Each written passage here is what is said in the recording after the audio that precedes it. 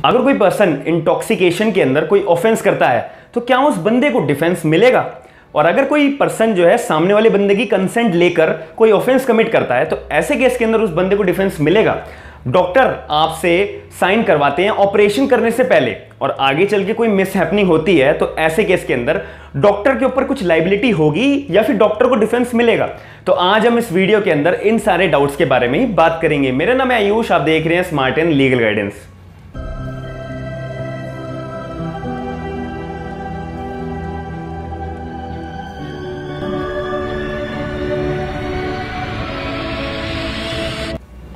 सबसे पहली बात, इंडियन पिनल कोड 1860 के अंदर एक हमारा टॉपिक आता है जनरल डिफेंसेस का, जो हमारा सेक्शन 76 से 106 के अंदर कवर होता है। प्रीवियस हमने वीडियोस के अंदर जो हमारा आईपीसी की सीरीज चल रही है, आप हमारे डिस्क्रिप्शन बॉक्स के अंदर देखेंगे तो पूरी आईपीसी की प्लेलिस्ट आपको दिखेगी, उसमें जाके आपको सीरीज की तरह से वीडियो दिखाई देंगी। तो हमने प्रीवियस वीडियो के अंदर सेक्शन 83 तक कवर करा था और सेक्शन 76, 77 से लेके 83 तक हम अभी तक कवर कर चुके हैं, 84 तक, जो हमारा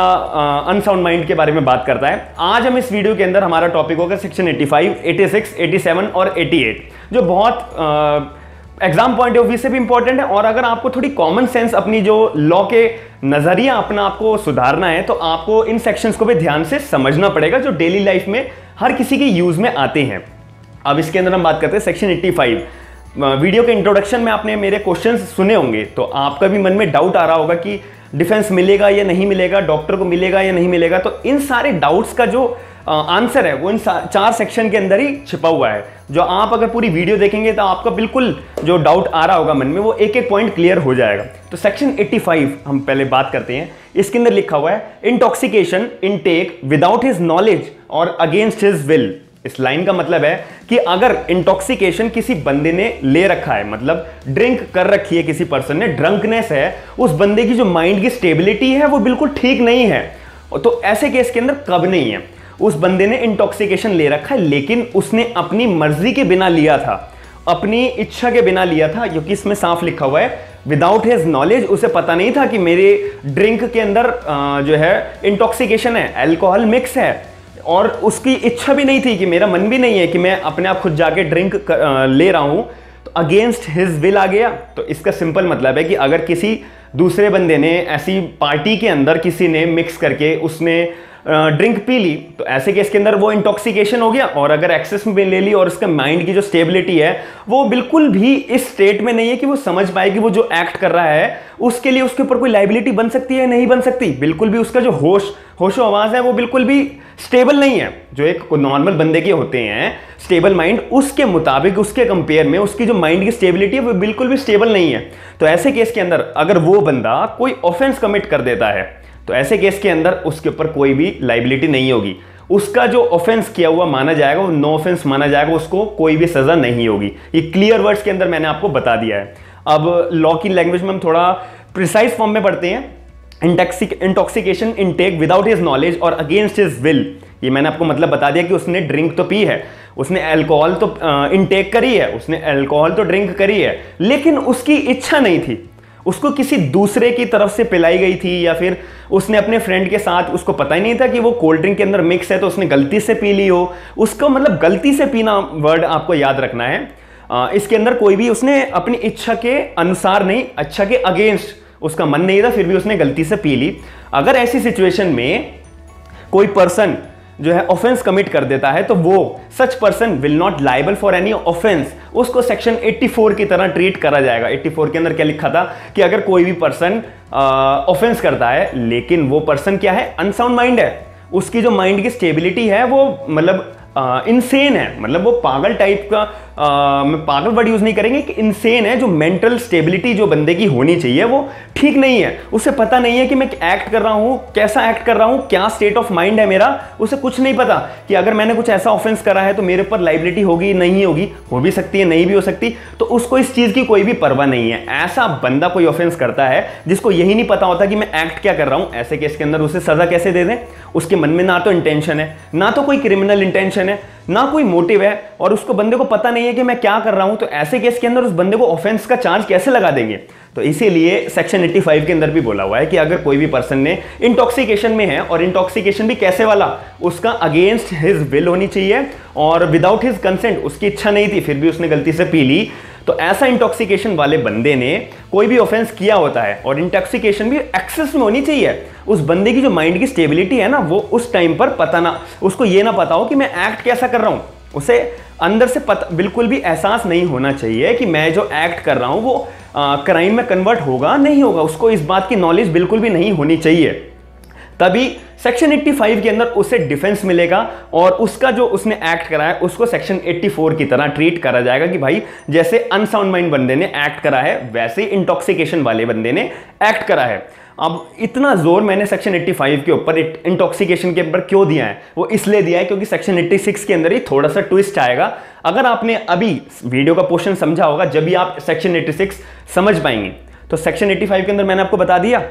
कि नो ऑफेंस का चार्ज लगेगा, उसके ऊपर कोई भी लाइबिलिटी नहीं बनेगी। अगर कोई भी इंटॉक्सिकेशन वाला बंदा होता है, कोई ऑफेंस करता है और ऑफेंस भी कैसा करा है, उसके माइंड का जो स्टेबिलिटी है वो बिल्कुल भी सही नहीं थी, कॉम्पिटेंट नहीं थी, कि उसे पता नहीं था कि मैं एक्ट क्या कर रहा हूं, कोई ये ऑफेंस है भी या नहीं भी, तो इसीलिए उस बंदे के खिलाफ कोई भी चार्ज नहीं बनेगा, नो ऑफेंस माना जाएगा। अब हमारा सेक्शन आता है 86 जो बात करता है, सेम बात करता है,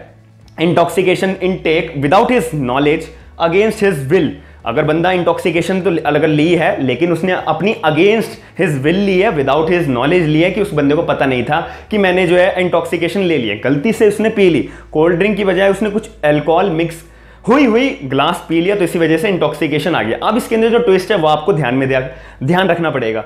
एक मैंने वर्ड लिखा हुआ है नॉन वॉलेंट्री, यहां पे लिखा है मैंने वॉलेंट्री। नॉन वॉलेंट्री मतलब बंदा इनोसेंट है, बंदे के मन में ना तो कुछ इंटेंशन है, ना तो कोई मोटिव है, ना तो उसे नॉलेज है कि भाई मेरे को इंटेंशन का मीन्स कि मैंने इंटॉक्सिकेशन ले रखी है, मैं अब कोई क्राइम कर देता हूं और कोर्ट के अंदर प्रूव कर दूंगा मैं तो इंटॉक्सिकेशन पर्सन था, मेरी जो माइंड स्टेबिलिटी थी वो तो इंटॉक्सिकेशन की वजह से बिगड़ी हुई थी, तो मुझे तो पता नहीं कि मैंने ऐसा एक्ट क्या करा है। अगर ऐसे इंटेंशन आ जाती है, बंदे की स्टार्टिंग से अब इंटेंशन आ गई ना, क्रिमिनल माइंड आ गया, मेंस रिया जो है वो क्रिमिनल इंटेंशन में चली गई कि वो बंदा मन में ये सोच रहा है कि मैं इंटॉक्सिकेशन पी लेता हूं, इसके बाद कोई ऑफेंस कमिट करूंगा और बाद में मैं कोर्ट में प्रूव कर लूंगा कि मैं तो इंटॉक्सिकेशन में था, कोर्ट मुझे सेक्शन 85 के अंदर जो है डिफेंस दे देगा। लेकिन इसके अंदर एक सेक्शन 86 इसलिए ही ऐड करा गया है कि अगर बंदे के मन में इंटेंशन है, नॉलेज है कि मैं जो है नॉलेज इन द सेंस कि मैंने इंटॉक्सिकेशन ले लिया और उस बंदे को नॉलेज है अगर मैंने इंटॉक्सिकेशन ले लिया और अगर मैं कोई ऑफेंस करूंगा तो सेक्शन 85 मुझे बचा लेगा। उस बंदे को अगर ऐसी नॉलेज है और उस बंदे के मन में इंटेंशन है कि मेरे को क्राइम करना ही करना है, लेकिन क्राइम करने का जो तरीका है वो बदल दूंगा, मैं इंटॉक्सिकेशन लेके फिर मैं क्राइम कमिट करूंगा तो मेरे को सेक्शन 85 के अंदर डिफेंस मिल जाएगा। लेकिन नहीं, जो पेटिशनर है, पेटिशनर मतलब कि जिसने केस फाइल करा है, उसने अगर ये प्रूव कर दिया कि ये जो एक्यूज्ड है, जो ये एक्यूज नहीं बोलेंगे, अभी तो केस ट्रायल में है, तो ये जो बंदा है जिसने इंटॉक्सिकेशन कर रखी है, इस बंदे को पूरी की पूरी नॉलेज थी और इस बंदे को पूरी की पूरी इंटेंशन थी ऑफेंस कमिट करने के लिए, तो ऐसे केस के अंदर सेक्शन 86 ने साफ बोल दिया है कि ऐसे बंदे को जो है हम ऑफेंस का चार्ज लगाएंगे, सेक्शन 85 के अंदर उसे डिफेंस नहीं देंगे। अगर कोई भी इंटॉक्सिकेशन ली गई है उसकी इच्छा के बगैर या फिर उसकी कंसेंट के बगैर, उसकी सहमति नहीं थी, लेकिन अगर उसके मन में इंटेंशन आ गई है, उसके नॉलेज है कि मैंने इंटॉक्सिकेशन चलो ले तो लिए गलती से और मेरे को ऑफेंस कमिट करना है, अगर उसकी माइंड की स्टेबिलिटी इतनी स्ट्रांग है कि वो बंदा सही या गलत समझ पा रहा है कि मैं जो एक्ट कर रहा हूं ये इसके बदले में मुझे ऑफेंस हो सकता है, मेरे ऊपर चार्ज लगेगा क्राइम का, और अगर मैंने ऐसा एक्ट करा तो मेरे ऊपर ये चार्ज लगेगा, लेकिन मैं सेक्शन 85 के अंदर अपने आप को डिफेंस ले लूंगा क्योंकि मैंने इंटॉक्सिकेशन ले रखी है। अगर इस बंदे को इतनी समझ है इंटॉक्सिकेशन के बाद भी, ऐसे केस के अंदर कोर्ट जो है ये मानेगा कि ये जो ऑफेंस करा गया है ये इंटॉक्सिकेशन के लिए किया गया है, लेकिन कोर्ट एज्यूम करेगा कि ये बंदे ने ऑफेंस करा है, ऐसा ऑफेंस करा है कि अगर वो इंटॉक्सिकेशन नहीं लेता तब भी वो यही ऑफेंस करता। आपको मेरी बात समझ में आ गई होगी, लेकिन थोड़ी सी कॉम्प्लिकेटेड लग रही होगी, लेकिन आप जरा वीडियो को एक बार और रिपीट करके देखेंगे तो आपको क्लियर बात समझ में आएगी कि अगर कोई भी बंदा इंटॉक्सिकेशन के कंजम्पशन के दौरान कोई भी ऑफेंस कर रहा है लेकिन उसके मन में इंटेंशन है, उसे पता है मैंने इंटॉक्सिकेशन तो कर लिया है लेकिन सामने वाला बंदे से मेरे को बदला तो लेना है, ऑफेंस तो मुझे कमिट करना है, चलो मैं अभी मेरे पास मौका है, इंटॉक्सिकेशन मैंने कर रखी है, मैं ऑफेंस कमिट कर लेता हूं, सेक्शन 85 में डिफेंस ले लूंगा। लेकिन कोर्ट इतना अनसाउंड नहीं तरीके से वर्क नहीं करेगा। कोर्ट के अंदर ये बात प्रूव हो जाती है कि भाई तुम्हें नॉलेज तो थी ना, तुम्हारा इंटेंशन तो था ना, और जो तुम हरकतें कर रही हो, जो तुम एक्टिविटीज कर रहे हो, वो तो इंटॉक्सिकेशन वाली प्रूव ही नहीं हो रही। तुम्हारे अंदर इतनी स्टेबिलिटी तो है, तुम सही गलत पहचान पा रहे हो अच्छे से। तो ऐसे केस के अंदर कोर्ट उस बंदे को एज्यूम करेगा कि भाई आपने इंटॉक्सिकेशन नहीं ली थी, आपने जो है ऑफेंस करा है, बिल्कुल ऐसे करा है कि बिल्कुल स्टेबिलिटी ऑफ माइंड आपकी बिल्कुल सही थी, इसीलिए उसे सेक्शन 86 के तौर पे चार्ज उसके ऊपर लगाया जाएगा, जो भी उसने ऑफेंस कमिट करा होगा। इसके अंदर 2 केस लॉज है जो बहुत इंपॉर्टेंट है एग्जाम पॉइंट ऑफ व्यू से, जो एमसीक्यू के अंदर आपसे क्लियरली पूछ लेते हैं। Vasudev versus pepsin, state of pepsin का एक इंपॉर्टेंट केस है। इसके अंदर भी यही सर्कमस्टांसेस आई थी कि बंदे ने इंटॉक्सिकेशन तो ले रखी थी, लेकिन उसको वो पूरी की पूरी इंटेंशन थी, उसको पूरी नॉलेज थी कि मैं जो कोई ऑफेंस कमिट करूंगा तो मैं इंटॉक्सिकेशन की वजह से बच जाऊंगा। लेकिन कोर्ट के अंदर बात प्रूव हो गई थी कि भाई आपको इंटेंशन तो थी और नॉलेज भी थी, तो ऐसे केस के अंदर इंटॉक्सिकेशन के बिहाफ पे हम आपको डिफेंस नहीं दे सकते हैं। और दूसरा केस लॉ भी डीपीपी वर्सेस बियर्ड का केस था। इस केस के अंदर भी सेक्शन 86 के फैक्ट्स थे जो कोर्ट के अंदर प्रूव हो गए थे और उन दोनों बंदों को गिल्टी प्रूव कर दिया था कोर्ट के अंदर, दोनों केस के अंदर, जो हमारा सेक्शन 86 के अंदर केस लॉज है। अब जो हमारा सेक्शन आता है 87, जो बहुत इंपॉर्टेंट है, आप जरा इसके फैक्ट्स को पढ़ेंगे और इसका केस लॉ जो है बहुत इंपॉर्टेंट है, जो लैंडमार्क जजमेंट बना हुआ है, जो हमारा जो मर्डर की जो हमारी एक्सेप्शन है, एक्सेप्शन नंबर 5 जो है कंसेंट की, वो कंसेंट की जो हम एक्सेप्शन पढ़ते हैं उसके अंदर ये केस लॉ तो हमारा पढ़ना मस्ट है, कंपलसरी है, इसीलिए ये हमारा लैंडमार्क जजमेंट है और बहुत इंपॉर्टेंट सेक्शन भी है। सेक्शन 87 इसके अंदर साफ बात लिखी हुई है, अगर कोई भी पर्सन अपनी कंसेंट देता है कि भाई चलो रिस्क ले लेते हैं, हम दोनों आपस में रिस्क ले लेते हैं, कंसेंट दोनों ने सहमति एक दूसरे की ले लेते हैं, तो ऐसे केस के अंदर सहमति तो ले रहे हैं रिस्क लेने की, लेकिन वो सहमति ना तो डेथ की हो ना तो ग्रीवियस हर्ट की हो। एग्जाम्पल के तौर पर आपको बताऊं, ए और बी हैं, ए ने बी को कंसेंट दे दी कि भाई चल हम कोई एक्ट करते हैं और रिस्क लेके देखते हैं, लेकिन वो जो कंसेंट ए ने बी को दी है वो कंसेंट वो वाले उससे रिलेटेड डेथ और ग्रीवियस हर्ट से रिलेटेड नहीं होनी चाहिए। कि अगर आप रिस्क तो ले रहे हो, रिस्क में अगर सामने वाले बंदे की डेथ चली गई, तो अगर सामने वाले बंदे को ग्रीवियस हर्ट हो गया, तो उसका हाथ फ्रैक्चर हो गया या कोई भी बॉडी पार्ट फ्रैक्चर हो गया, तो वो रिस्क जो है वो काम आएगा डिफेंस दिलाने में? बिल्कुल भी काम नहीं आएगा, बिल्कुल भी नहीं आएगा। कि इसमें साफ साफ सेक्शन के अंदर लिख दिया है, एक्सक्लूड कर दिया है कि भाई आप चलो रिस्क लेना ले लो, एक दूसरे की सहमति आपको लेनी है ले लो, लेकिन अगर वो सहमति जो है डेथ तक जा रही है और वो सहमति जो है ग्रीवियस हर्ट तक जा रही है, तो ऐसे केस के अंदर जो आपने सहमति दी है ना, जो आपने कंसेंट दी है रिस्क लेने के लिए, वो काम नहीं आएगी। आपको जो है कंसेंट जो है आपकी काम नहीं आएगी और आपको डिफेंस नहीं मिलेगा। एक कॉमन सेंस से भी आप सोचेंगे जरा कि ए जो है मेजर बंदा कह रहा है कि मैं जो है सेब अपने सर पे रख के खड़ा हो रहा हूँ, बी जो है वो निशानेबाज है, तो ए ने बी को सहमति दे दी कि मैं जो अपना सेब जो है सर पे रख के खड़ा हो रहा हूँ और आप मेरे ऊपर निशाना लगाओ, और अगर गलती से मेरे पे तीर जो है लग जाता है तो आप जो है मेरे को मतलब आपके ऊपर कोई लायबिलिटी नहीं होगी। तो आप जरा कॉमन सेंस से सोचो, ऐसा बंदा निशानेबाज से अगर गलती से उसके गले पे या फिर कहीं भी बॉडी पार्ट पे वो तीर जो है लग गया, तो उस बंदी की तो ऑन दी स्पॉट डेथ हो गई। तो वो जो निशानेबाज है वो क्या डिफेंस में ये बोलेगा कि मैंने तो कंसेंट ले रखी थी, आप मुझे कोई सजा दे ही नहीं सकते जज साहब? तो ये तो बिल्कुल भी मतलब अनकॉन्स्टिट्यूशनल बात हो रही है। तो ऐसे केस के अंदर कोई भी ऐसी सहमति कंसेंट जो डेथ और ग्रीवियस हर्ट से बाहर जाती है, वही केवल आप कंसेंट वैलिड होगी, उसका ही डिफेंस आप मान सकते हैं। इसके अंदर आप एक केस लॉ समझेंगे। अब हमारा केस आता है Dashrath Paswan versus state of Bihar. इस केस के जो फैक्ट्स थे वो बहुत इंपॉर्टेंट भी हैं, वैसे आप समझ 2 मिनट में आप समझ जाएंगे। एक स्टूडेंट था 10th क्लास का जो 3-4 बार फेल हो चुका था और उसकी वजह से उसको बहुत ज़्यादा प्रेशर फील होता था और वो एज अ फेलिचर स्टूडेंट वो फील करता था। और उसकी एक वाइफ भी थी जो 19 ईयर्स ऑफ एज की थी, और उसने अपनी वाइफ से डिस्कस करा था कि मैं बहुत ज़्यादा डिप्रेस फील कर रहा हूँ और इसी वजह से मैं सुसाइड करना चाहता हूँ। उसकी वाइफ ने उस पर्सन को बोला जो 10th क्लास में फेल होता आ रहा था कि तुम पहले मुझे जान से मार दो, फिर बाद में तुम अपने आप को जान से मार लेना। आगे चल के उस पर्सन ने अपनी वाइफ को जान से मार दिया, और जैसे ही वो अपने आप को सुसाइड करने वाला था या फिर घर छोड़ के वो भाग गया अपनी सुसाइड कमिट करने के लिए, तो जैसे ही वो रास्ते में था उसे पुलिस वालों ने अरेस्ट कर लिया। जब कोर्ट के अंदर उसका ट्रायल चला तो फिर सारे के सारे फैक्ट्स सामने आए, तो उस पर्सन ने डिफेंस मांगा सेक्शन 87 के अंदर कि जज साहब मैंने तो कंसेंट ली थी मेजर पर्सन से, क्योंकि उसकी वाइफ 19 ईयर्स की थी, उस वाइफ ने अपनी कंसेंट खुद दी थी। तो कोर्ट ने बोला कि सेक्शन 87 आपको डिफेंस प्रोवाइड करता है कि अगर आप कंसेंट लेते हैं कोई भी रिस्क के लिए, लेकिन अगर वो कंसेंट जो है डेथ या ग्रीवियस हर्ट के रिलेशन में आ रही है, तो आपको उस केस के अंदर डिफेंस नहीं मिलेगा। तो ऐसे ही Dashrath Paswan versus state of Bihar की केस के अंदर कोर्ट ने उसे कल्पिएबल होमोसाइड का चार्ज लगाया और 5 साल तक की जेल की इम्प्रिजमेंट की सजा दी।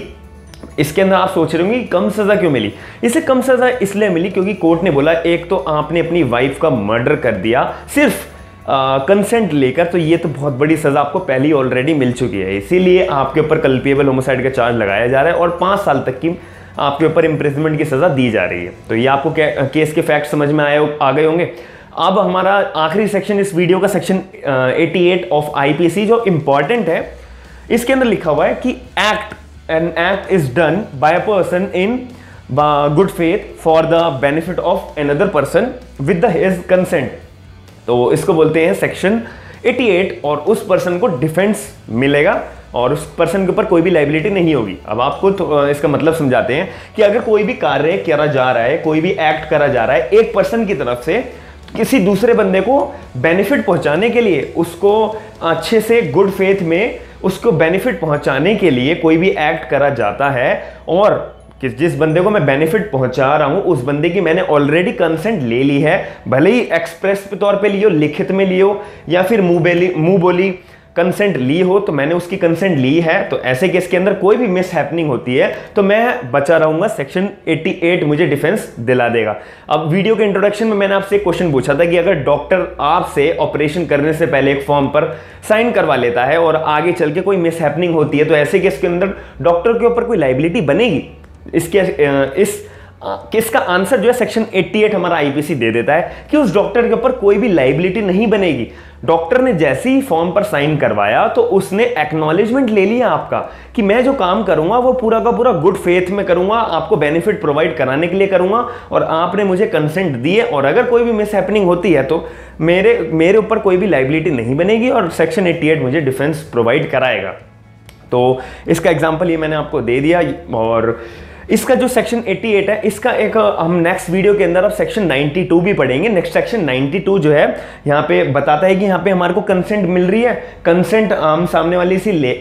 से हम कंसेंट ले रहे हैं कि हम तेरे को बेनिफिट प्रोवाइड कराएंगे। सेक्शन 92 के अंदर हम बिना कंसेंट लिए बेनिफिट प्रोवाइड कराते हैं, तो ऐसे केस के अंदर लाइबिलिटी बनती है या नहीं बनती है वो हम नेक्स्ट वीडियो में बात करेंगे, विद केस लॉज बात करेंगे। और इसके जो बात के सेक्शन है सेक्शन 89, 90 और 91, ये तीनों जो है कब करके एक ही बात कहते हैं, तो ये एग्जाम पॉइंट ऑफ व्यू से हमारे थोड़े कम इंपॉर्टेंट है, तो आप इन सेक्शंस को बेयर एक्ट के अंदर रीड करिएगा। हम सीधा सेक्शन 92 से नेक्स्ट वीडियो के अंदर स्टार्ट करेंगे। मैं आशा करता हूं कि आपको आज की वीडियो के अंदर एक एक पॉइंट सेक्शन 85, 86, 87, 88 के अंदर समझ में आए होंगे। अगर आपको कोई भी डाउट बनता है तो आप मेरे को कमेंट सेक्शन के अंदर पूछ सकते हैं, और अगर प्रीवियस वीडियो के रिगार्डिंग आईपीसी से रिलेटेड कोई भी आपका डाउट होता है तो आप मेरे को कमेंट सेक्शन के अंदर पूछ सकते हैं। और अगर आप चाहते हैं कि कंटिन्यूएशन में ऐसी वीडियोस बनती रहें आईपीसी के रिगार्डिंग या अदर लॉ सब्जेक्ट्स के रिगार्डिंग या अदर लॉ अवेयरनेस के टॉपिक्स के रिगार्डिंग, तो आप मेरे चैनल को सब्सक्राइब जरूर करिएगा और नोटिफिकेशन आपको डायरेक्ट आ जाए तो उसके लिए बेल आइकन जरूर ज्वाइन करिएगा, ऑन करिएगा। थैंक यू, धन्यवाद।